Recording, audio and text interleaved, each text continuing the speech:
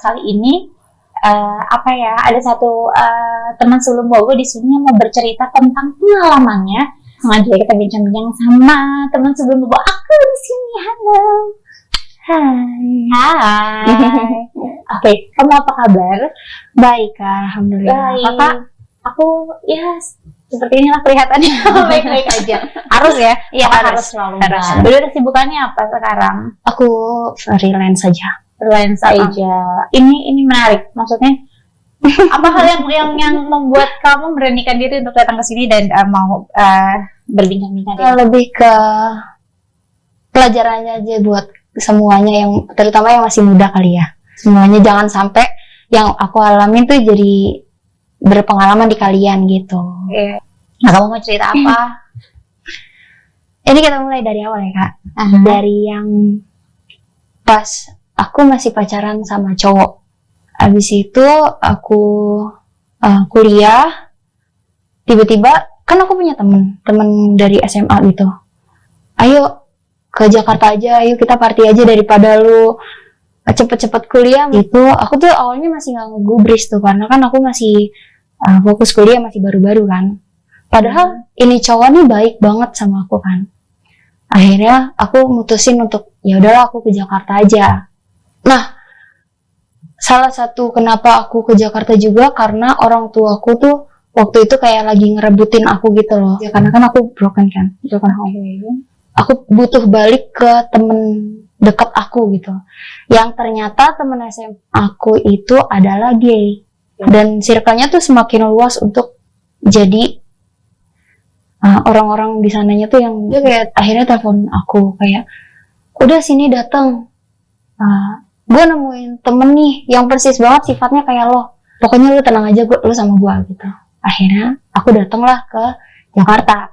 Pas aku di Jakarta, nah aku tuh kan komit sama pacarku yang di Jogja itu sebetulnya si Ayah. Tapi pas aku di Jakarta itu aku izin sama dia kayak aku pengen minum ya untuk selebrasi kalau misalnya aku tuh pulang gitu. Cuma kita tuh nggak ada janji ya, tapi kita lebih ke komit gitu karena dia mungkin udah dewasa banget kali ya. Si cewek ini itu posisinya juga masih pacaran sama cewek juga gitu. Nah temanku itu kan ngekos ya, jadi dia ditemenin sama yang si cewek ini gitu loh, ditemenin di kosannya itu. Dia tuh selalu ketemu sama aku gitu loh, karena kan dia posisinya kan tinggal bareng sama temanku ini kan yang cowok. Kenalan kok nyambung gitu, nyambung aja biasa, tapi kan merasa kayak karena dia circle-nya juga maksudnya kayak selebgram gitu-gitu loh Kak. Akhirnya aku balik lagi ke Jogja. Pas di Jogja aku dikasih tahu sama si A ini, karena kamu hati-hati ya sama nih cewek, takutnya nanti kamu kenapa-napa, karena kan kamu lagi kondisinya, aku kan lagi down. Baru seminggu aku di Jogja dia ngabarin lagi, ayo sini balik lagi ke Jakarta. Aku tuh dibalik tuh bener-bener ditransportin, dibiayain sama ini cowok aku ini yang si A. Sampai akhirnya aku balik. Nah ternyata itu dia tuh baru beberapa hari putus sama ceweknya. Cewek ini tuh baru putus sama ceweknya. Dia buci. Oh dia buci. Iya. Ini dari awal kamu tahu bahwa dia buci? Tahu. Aku dekat sama dia. Akhirnya aku dekat ngobrol-ngobrol, dan entah kenapa teman sahabatku ini dia tuh suka kayak pergi. Kamu berarti di kosan itu sama si cewek yang buci itu? Iya, sama si buci ini. Sampai akhirnya dia bilang, kok gue kayaknya klop ya sama lu. Nah, si buci itu bilang ke kamu? Iya. Kondisi lagi mabok? Iya, aku tuh kan yang namanya gimana sih, umur-umur segitu kan masih mencari jati diri kan. Iya, masih ini ya, apa mencoba hal-hal baru. Iya. Gitu ya. Ke Jogja. Ke Jogja aku udah mulai ribut. Nah, aku sekalian packingin barang-barang aku yang di kosan aku dulu. Aku kan memang pertama kali pacaran kan sama nih cowok si A itu. Cowok si A. Jadi kita tinggal bareng, dan emang barang-barang kosan aku tuh emang gak pernah aku pakai.